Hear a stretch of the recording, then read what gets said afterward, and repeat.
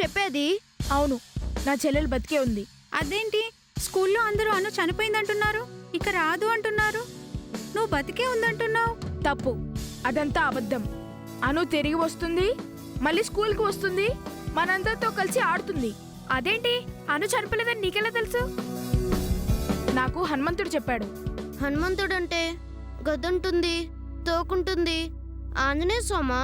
అవును, ఆయనే నాకు నా చెల్లికి కనిపిస్తారు. ఆంజనేయ స్వామి కనిపిస్తారు, మాతో మాట్లాడతారు. చెల్లెలు బ్రతికి ఉందని ఆయనే చెప్పారు. మరి నువ్వు ఆయన గద ముట్టుకున్నావా? సర్లే, మమ్మల్ని ఎందుకు పిలిచావు చెప్పు. మనమందరం న్యాయ పోరాటం చేయాలి, అందుకే పిలిచాను. న్యాయ పోరాటం అంటే ఏంట్రా? ఉమాదేవి అని ఒక పెద్ద ఆవిడుంది. అను ఎక్కడుందో ఆవిడికి మాత్రమే తెలుసు. నా చెల్లెల్ని ఆవిడే ఏదో చేసిందని నా అనుమానం. మనందరం కలిసి ఆవిడ ఇంటికి వెళ్ళి అను కోసం ధర్నా చేద్దాం. ధర్నా అంటే ఏంట్రా?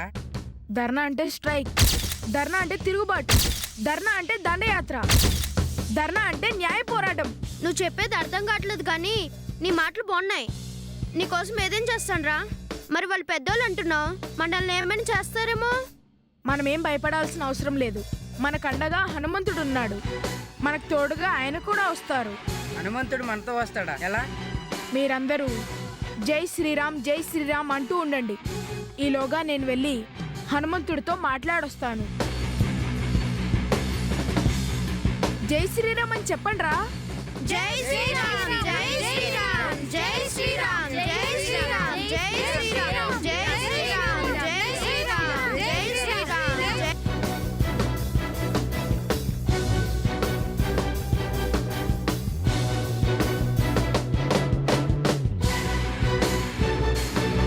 శ్రీ ఆంజనేయం ప్రసన్నాంజనేయం శ్రీ ఆంజనేయం ప్రసన్నాంజనేయం శ్రీ ఆంజనేయం.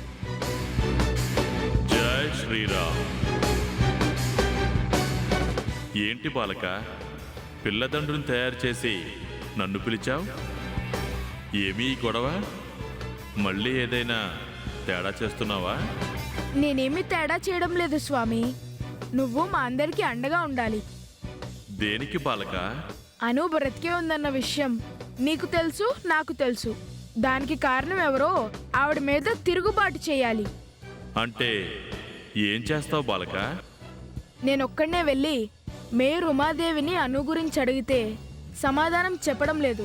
అందుకే ఫ్రెండ్స్ అందరినీ తీసుకుని వెళ్ళి తిరుగుబాటు చేస్తాను. అప్పుడు ఆవిడ గ్యారంటీగా అప్పుడు నా చెల్లెలు ఎక్కడ ఉంటుందో చెప్తుంది. చూడు బాలక, ఆవిడ పెద్ద ఆవిడ. మీరు చేసే పనులకు ఆవిడ కోపం వస్తే ఇబ్బంది పడతారు. అక్కడికి వెళ్ళాలన్న ఆలోచన మానుకో.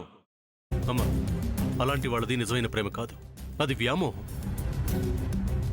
ఎగ్జాక్ట్లీ చిన్నత్త, నిజంగా ప్రేమించుకున్న వాళ్ళు అలా చేయరు. ఎంత మనసు విరిగిపోతే కన్న కూతుర్ని పట్టుకొని మా దృష్టిలో చచ్చిపోయా ఉంటుందా తల్లి?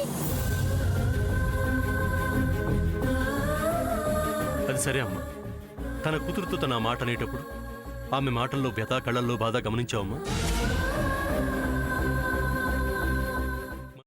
పెద్దబాబుకు బర్త్డే విషెస్ చెప్పు కూడా వెళ్ళాం కదా. ఊరికే ఎలా కాలిపోతుంది? మంట పెడితేనో పడితేనో తగలబడుతుంది.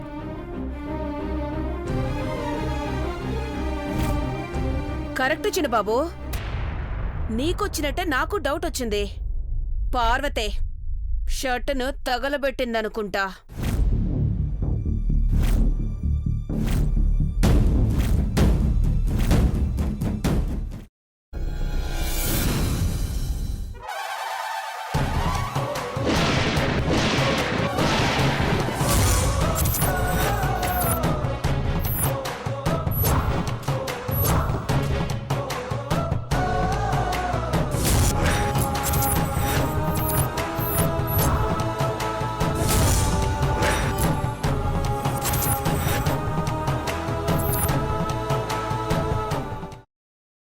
తర్వాత పొట్టు తీసేసి చాప్ చేసి పక్కన పెట్టుకోవాలి.